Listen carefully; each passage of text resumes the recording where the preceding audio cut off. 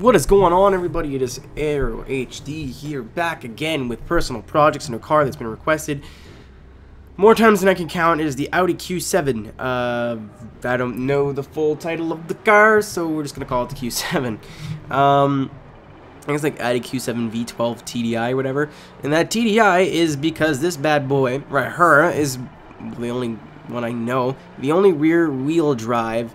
Yes, it is rear drive. It's not just a diff. There's a conversion for Audis in this game now.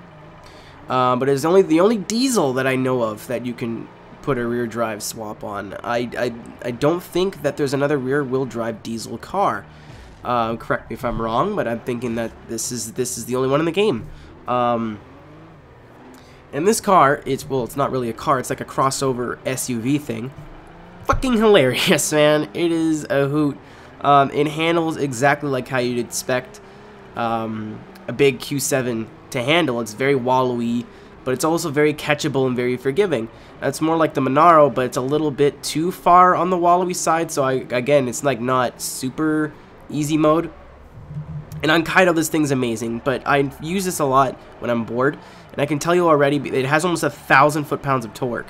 But I can tell you already that the power itself, like the horsepower at the top end, because it's a diesel, kind of lacking. Again, it is a big, SUV. That's to be expected, and only 1,000 foot-pounds of torque will get you, won't get you everywhere. But I really do have a problem, like on longer corners, this thing struggles a little bit.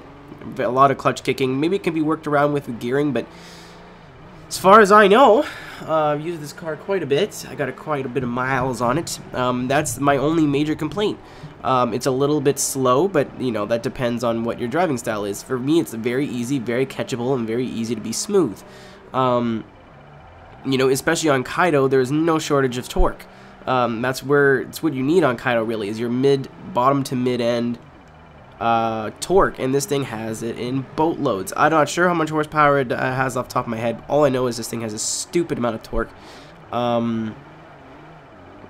Yeah, it's a very low A class, and it's almost like a sleeper.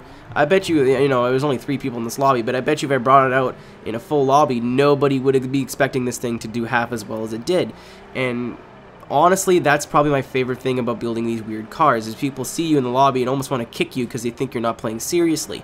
Then you come in, beat up the hell out of them, and they're like, holy shit, man, what the fuck, hacker? That's, anyone can beat you in an R32 or a 240 or like one of those really, if you drift those cars, that's fine, I don't care. I'm just saying one of those really common cars, but it's a little bit more fun to see someone whip out something this ridiculous. And I'm gonna call it the Shaggin' Wagon. It's not. It kind of looks like a wagon, just because it's lowered and everything. I'm sure it is a crossover or an SUV by definition, but I'm just gonna call it the Shaggin' Wagon anyways.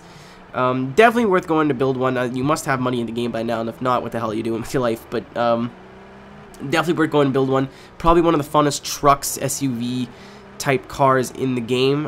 It's really the only one that really feels, at least on Kaido, and at least to me, like a normal run-of-the-mill drift car somewhat, but it's still a lot of fun, still does half decent for what it is, and definitely worth your credits. I think I do have this on my storefront, actually, this tune. So thank you guys for watching, and if you want to leave suggestions, if you know a couple of cars that I might have not done for this, I know you guys don't really know my garage, but yeah, but if you want to leave suggestions, please leave it in the description below, and I will see you later.